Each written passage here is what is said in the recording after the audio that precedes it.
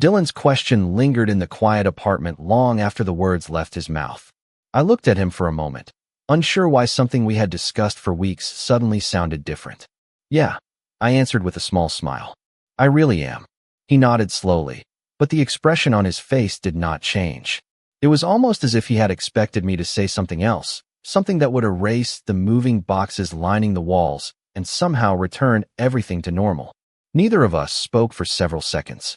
Then Dylan forced out a laugh that sounded less convincing than usual. I guess it just became real. I understood what he meant. Ever since I accepted the position in Texas, the move had existed mostly as conversations, paperwork, and emails. Now the apartment was nearly empty, my future had a departure time, and the distance between us had become measurable. We finished cleaning the kitchen before Dylan insisted on carrying the last stack of heavy boxes down to my car. Watching him lift them as if helping me move was simply another ordinary favor. I could not help remembering how many similar moments we had shared over the years. We met during our freshman year of high school after accidentally being assigned to the same biology lab table. Within a month, we were spending weekends together. By senior year, everyone assumed we came as a pair.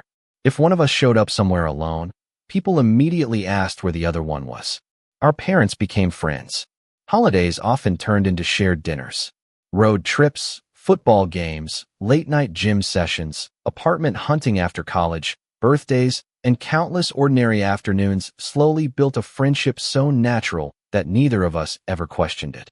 Halfway through packing another box, my phone buzzed with a message from one of our former classmates inviting both of us to a weekend barbecue before I left town. Dylan glanced toward the screen and smiled. Remember when Tyler tried to convince everyone he could bench 300 pounds? I laughed immediately. He almost dropped the bar on himself. Dylan shook his head. You were laughing too hard to help him. I still helped eventually. Eventually, he repeated with another laugh. For a few minutes, everything felt exactly like it always had. The familiar jokes, the shared memories, and the effortless rhythm between us made it easy to pretend nothing was changing. Then another memory unexpectedly surfaced. During our sophomore year of college, a waitress at a roadside diner had smiled at both of us before asking, "So how long have you two been together?" Dylan had nearly choked on his drink while I laughed so hard I could barely answer. We spent the rest of that road trip joking about how terrible we would be as a couple because neither of us could ever agree on where to eat. Even now, remembering it made us both laugh again. Yet this time, the laughter faded more quickly. Dylan stared down into his coffee cup before quietly saying, "People always assumed things." They did, I agreed. Pretty funny, honestly. He nodded, but something about his expression suggested the memory had affected him differently than it had affected me. Before I could ask what he was thinking, his phone rang. He looked at the screen without answering. "Everything okay?" I asked. He turned the phone over so the display disappeared. "Yeah, it is nothing important." The call stopped. Less than a minute later, it rang again. He ignored it a second time. I recognized the name before the screen went dark. It was his girlfriend, Lauren. "You should probably answer," I said. Dylan barely looked at the phone. "She can wait." His answer surprised me. Dylan had always made time for the people he cared about, especially Lauren. Instead, he reached for another box, quietly changing the subject as though the repeated calls had never happened. I watched him for a moment, unable to shake the strange feeling that something much bigger than my move had quietly begun to change, even if neither of us understood exactly what it was yet. The next morning arrived faster than either of us expected. Sunlight filtered through the apartment windows, illuminating the stacks of labeled boxes that now outnumbered the pieces of furniture left behind. I woke before my alarm, made coffee in a kitchen that barely looked like mine anymore, and stared at the calendar on my refrigerator. Only one square remained before departure day. It should have filled me with anticipation, but instead I felt an unfamiliar weight settling over everything. Around 9 o'clock, Dylan knocked once before letting himself inside, carrying breakfast sandwiches from the neighborhood diner we had visited almost every Saturday for years. He greeted me with his usual smile, but it looked forced. His eyes seemed tired, as though he had not slept much. "Big day," he said, placing the paper bag on the counter. "Almost done." I nodded. "Almost." We spent the morning taking apart my bookshelf, wrapping picture frames, and making trips to the recycling dumpster behind the building. Normally we joked through every chore, competing over who worked faster or telling stories that made simple tasks feel entertaining. This time the conversations came in short bursts before fading into silence. Dylan would begin saying something, stop halfway through, then change the subject without explanation. It was unlike him. Around lunchtime, my phone buzzed with a message confirming the keys for my new apartment in Texas. I smiled as I read it, relieved that one more detail had fallen into place. Everything's set? Dylan asked. Yeah. They confirmed I can pick up the keys Friday afternoon. He nodded, but looked away toward the window instead of responding. A few minutes later, his own phone vibrated again. Lauren's name flashed across the screen for the third time that morning. I looked up from sealing another box. She has been trying to reach you since yesterday. Dylan sighed, slipped the phone back into his pocket without answering, and continued folding moving blankets. I will call her later. You have never ignored her calls before. He shrugged. I am busy. His answer felt strangely defensive. Before I could say anything else, another vibration interrupted us, followed almost immediately by a text notification. Dylan glanced down, locked the screen without reading it, and shoved the phone deeper into his pocket. The silence that followed felt heavier than the boxes around us. I finally laughed, hoping to lighten the mood. She is probably wondering why her boyfriend disappeared. Dylan stopped what he was doing and looked directly at me. I told her I was helping you. All day? I asked with a grin. Pretty much. I expected him to laugh too, but he did not. Instead, he quietly said, this matters more right now. His words caught me off guard. Helping a friend move was generous, but skipping nearly an entire weekend with someone he had been dating for almost a year seemed unusual, even for Dylan. I tried to dismiss the thought, convincing myself he was simply being supportive before I left. Still, something about his expression suggested he was wrestling with feelings he could not explain. Late that afternoon, we loaded the final boxes into my car. As we closed the trunk, Dylan leaned against the bumper and stared at the apartment building. It is going to feel strange when this place is empty, he murmured. I nodded. You will get used to it. He looked at me almost immediately, his voice sharper than before. What if I do not want to get used to it? The question hung between us, unexpected and impossible to answer. Before either of us could say another word, Lauren's car slowly pulled into the parking lot, and the look on her face made it clear she had not come just to say hello. Lauren stepped out of her car with a calm expression that barely concealed her frustration. She walked toward us without raising her voice, but the disappointment in her eyes was impossible to miss. Dylan straightened his posture as she approached, almost as if he had been expecting this moment all day. Can we talk? She asked quietly. He glanced at me for only a second before nodding. Sure.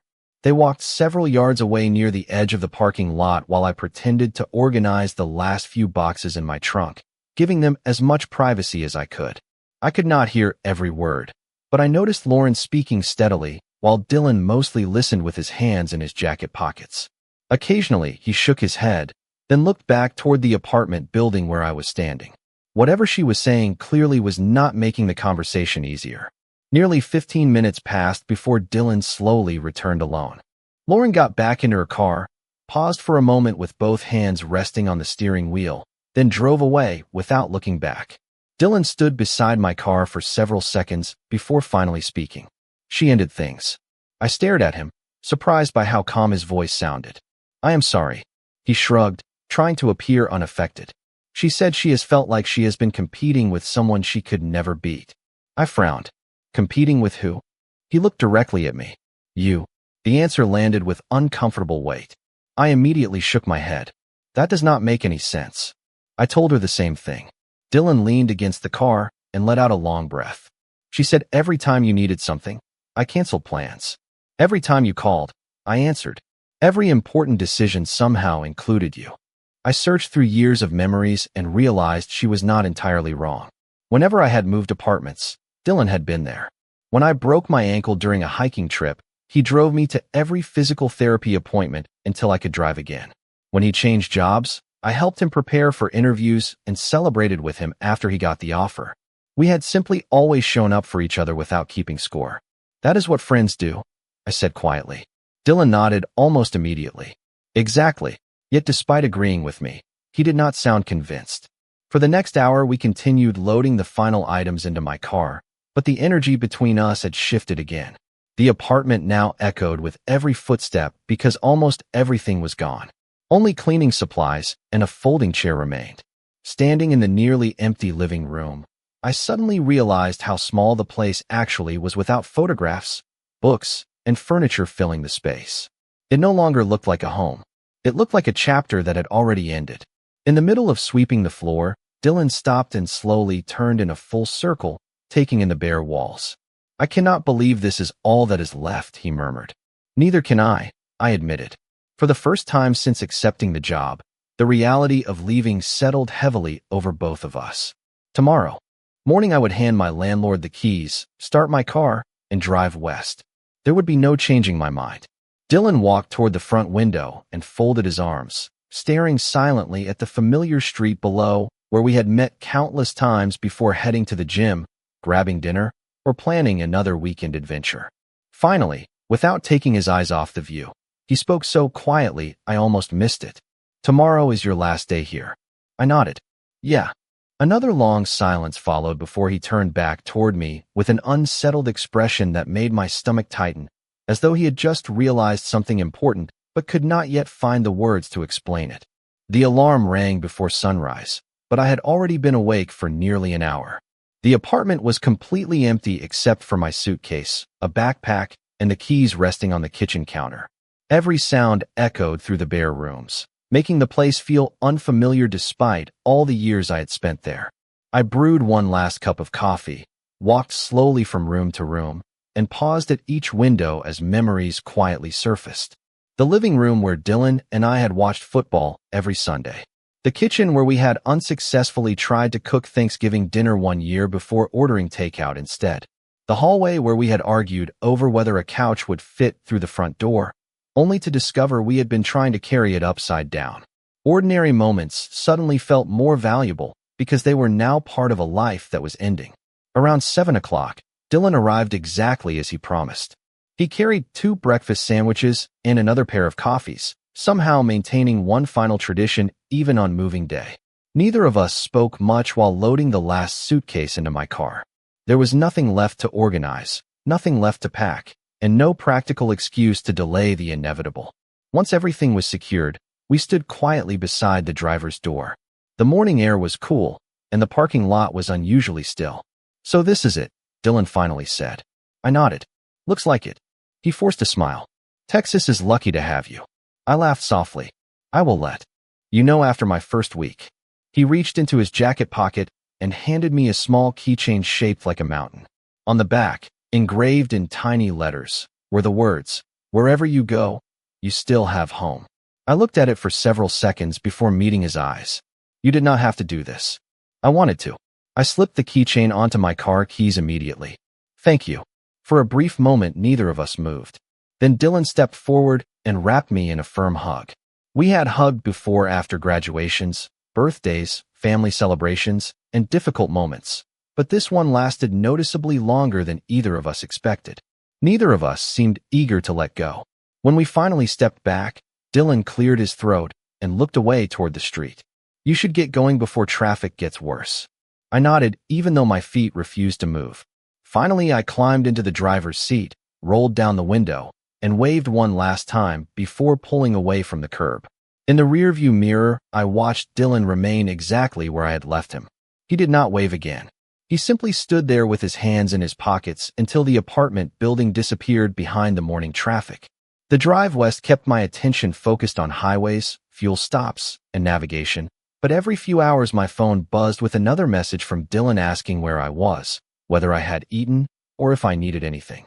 His texts looked completely normal, yet they arrived more frequently than ever before. 3 days later, I reached my new apartment, unpacked the essentials, and tried settling into an unfamiliar city. Meanwhile, back home, Dylan unlocked the door to his own apartment after work, dropped his keys on the counter, and instinctively reached for his phone to call me about his day. His thumb hovered over my name before he slowly lowered the phone without pressing it. The silence inside his apartment felt overwhelming. Every habit reminded him that I was no longer 15 minutes away. 1 week passed, and the feeling only grew stronger. He stopped sleeping well, lost interest in weekend plans, and caught himself driving toward my old neighborhood before remembering. There was no reason to go there anymore. Late one night, he opened our message thread, typed, "I think something is wrong with me," then stared at the screen for nearly a minute before deleting every word instead of pressing send. The following Monday marked 2 weeks since I had arrived in Texas, and life slowly began settling into a routine. My new office overlooked the foothills. My coworkers welcomed me without hesitation, and every afternoon I explored another neighborhood or hiking trail after work. On paper, everything was exactly as I had hoped it would be. Dylan and I still exchanged messages almost every day, but something had quietly changed. His replies arrived at unusual hours, often long after midnight, and they had become noticeably shorter. Instead of sending funny stories from work or pictures from the gym like he always had, he mostly asked simple questions about whether I was eating well or getting enough rest. Whenever I asked how he was doing, his answer never changed. "I am good." It sounded less believable each time I read it. Nearly 1,000 miles away, Dylan was struggling with a feeling he could no longer ignore. He had returned to the gym, hoping familiar routines would restore some sense of normal life, but every exercise reminded him of me. The empty bench beside him during chest day, the extra water bottle he still instinctively grabbed before remembering I was not there. Even his favorite coffee shop felt different because no one was sitting across from him making sarcastic comments about his impossible breakfast order. One afternoon, his older sister, Megan, invited him to lunch after noticing he had declined several family gatherings. She listened quietly while he insisted he was simply adjusting to a friend moving away. After several minutes, she leaned back in her chair and asked a question that caught him completely off guard. "Are you sure you are grieving a friendship?" Dylan frowned. "What else would it be?" Megan studied him for a moment before speaking carefully. "I have never seen you this heartbroken after any breakup." Her observation lingered in his mind for the rest of the day. That evening, unable to concentrate at work or sleep through another restless night, Dylan scheduled an appointment with a licensed therapist. It felt uncomfortable admitting he needed help, but he could not explain why everything felt so empty. During the first session, he described our friendship, my move, Lauren ending their relationship, and the strange panic that seemed to appear whenever he imagined life without me nearby. The therapist listened without interrupting, occasionally asking simple questions instead of offering immediate conclusions. Halfway through the conversation, she looked at him with genuine curiosity and quietly asked, "When you imagine Jacob building a completely new life that no longer includes you, what is the strongest feeling you experience?" Dylan answered without thinking, "Fear." "Fear of what?" she continued. He opened his mouth, expecting an easy response, but no words came. The silence stretched for several long seconds before he finally whispered, "That someone else will become the person he tells everything to." The therapist nodded thoughtfully. "That sounds deeper than simply missing a friend." Dylan stared at the floor, feeling something inside him shift for the first time. The session ended with more questions than answers, but one thought refused to leave his mind. He spent the entire drive home replaying every conversation, every road trip, every holiday, every ordinary afternoon we had shared over the past decade. Late that night, he sat alone on his couch holding the mountain-shaped keychain box that matched the one he had given me before I left. Suddenly, the realization struck him with overwhelming clarity. He had never been afraid of losing his best friend. He had been terrified of losing the person he loved before he had ever understood what those feelings truly meant. Tears filled his eyes as he reached for his phone, opened our conversation, and realized that after all these weeks, he still had no idea how to tell me the truth. Dylan stared at the unfinished message for nearly 20 minutes before locking his phone and placing it face down on the kitchen table. No combination of words seemed big enough to explain what had taken him almost 10 years to understand. Every sentence sounded either too dramatic or too late. The following morning, he woke after another restless night, called his therapist's office, and asked if an earlier appointment was available. During that session, he admitted the realization that had overwhelmed him the night before. The therapist listened quietly before asking, "If Jacob told you tomorrow that he had met someone and was truly happy, how would you feel?" Dylan looked toward the window, struggling to answer honestly. Finally, he whispered, "I would smile for him, and then I would probably go home and fall apart." She nodded gently.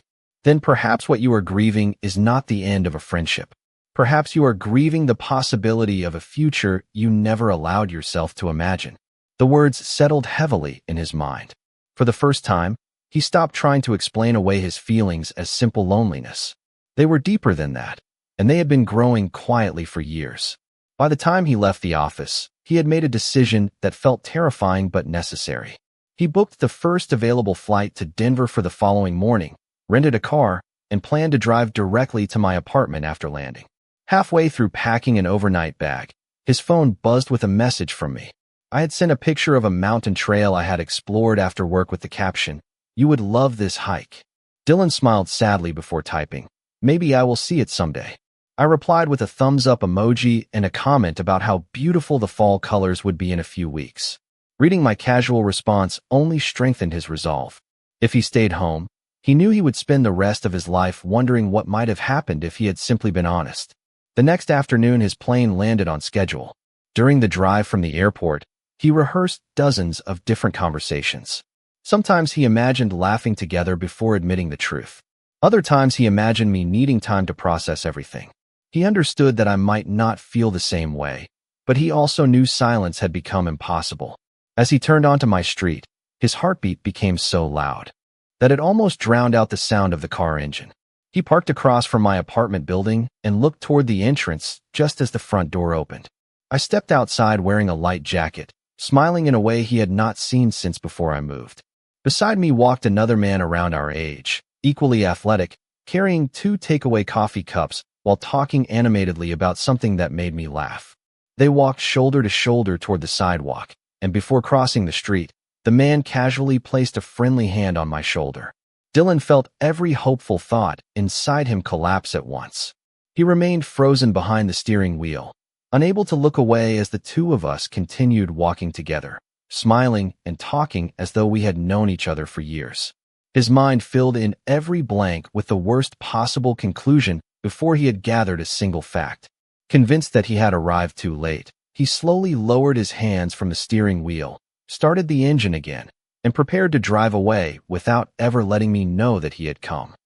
Dylan tightened his grip on the steering wheel and slowly pulled away from the curb before I could notice his car. His chest felt unbearably heavy, as though every mile he had traveled had suddenly become meaningless. He drove several blocks without paying attention to where he was going before finally pulling into the parking lot of a small public park. Turning off the engine, he rested his forehead against the steering wheel and closed his eyes. The scene he had just witnessed replayed over and over in his mind.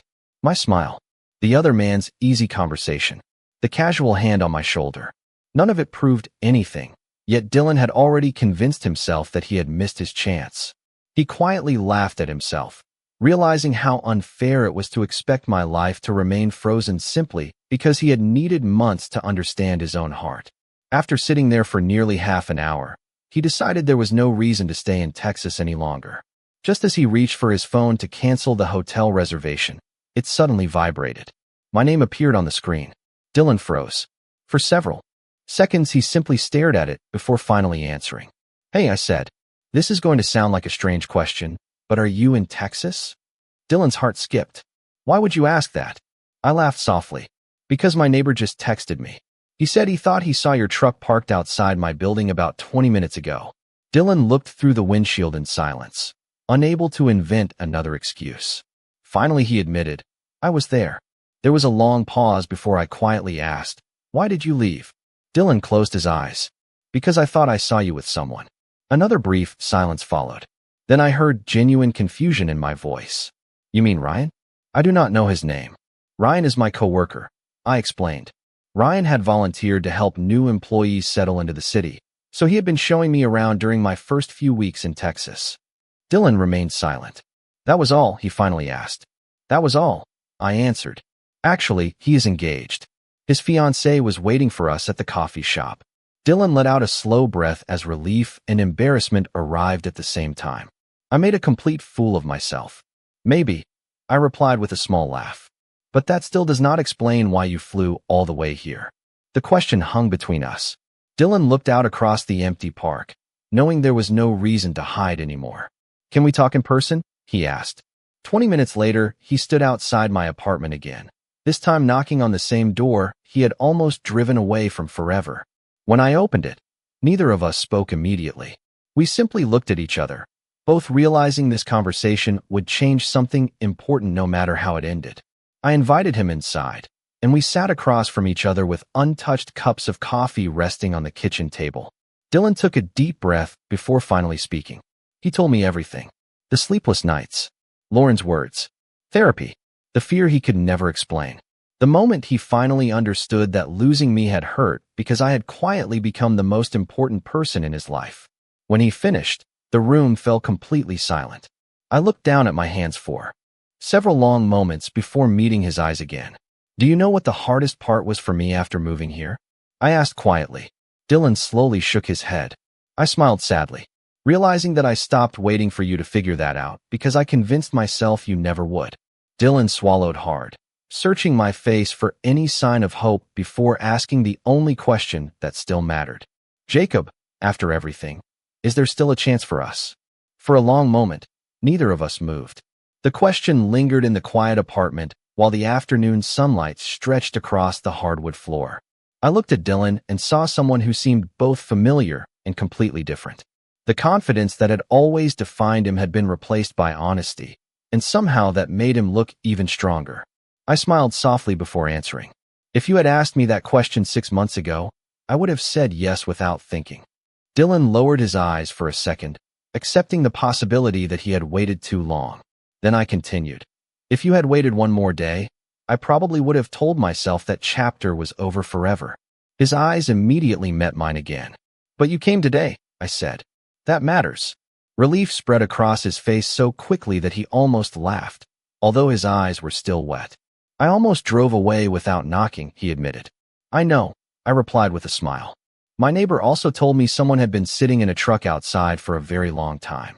Dylan shook his head, embarrassed. I thought I had already lost you. I leaned back in my chair and let out a slow breath.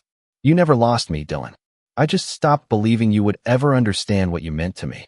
Silence settled between us again, but this time it felt peaceful instead of uncertain. We spent the next 2 hours talking more honestly than we ever had during our entire friendship. We laughed about all the moments that suddenly made sense now, the canceled dates, the unnecessary road trips taken simply because one of us wanted company, the countless weekends when everyone else came and went while somehow we always found ourselves together. Neither of us had planned any of it. We had simply built a life around each other so gradually that we stopped noticing how unusual it had become. There were no dramatic promises or unrealistic declarations. We both understood that relationships required the same patience, trust, and communication that had kept our friendship alive for a decade. The only difference was that we were finally willing to acknowledge what had quietly existed beneath the surface all along. Dylan extended his hand across the table with a small grin. Would it be strange if our first real date happened after 10 years of friendship? I laughed. Probably. Would you still say yes? He asked. I reached across the table and shook his hand before answering. Yes, I would.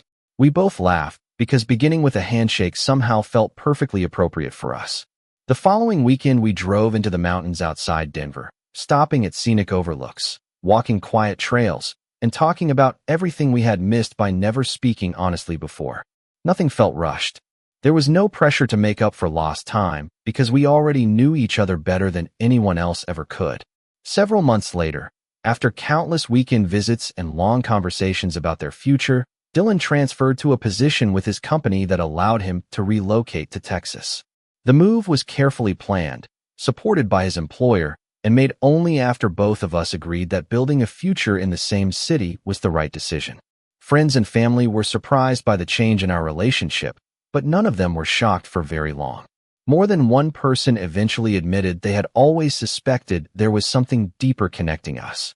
Looking back, I realized life had given us countless opportunities to recognize the truth sooner, but perhaps we both needed time to become the kind of people who could accept it without fear.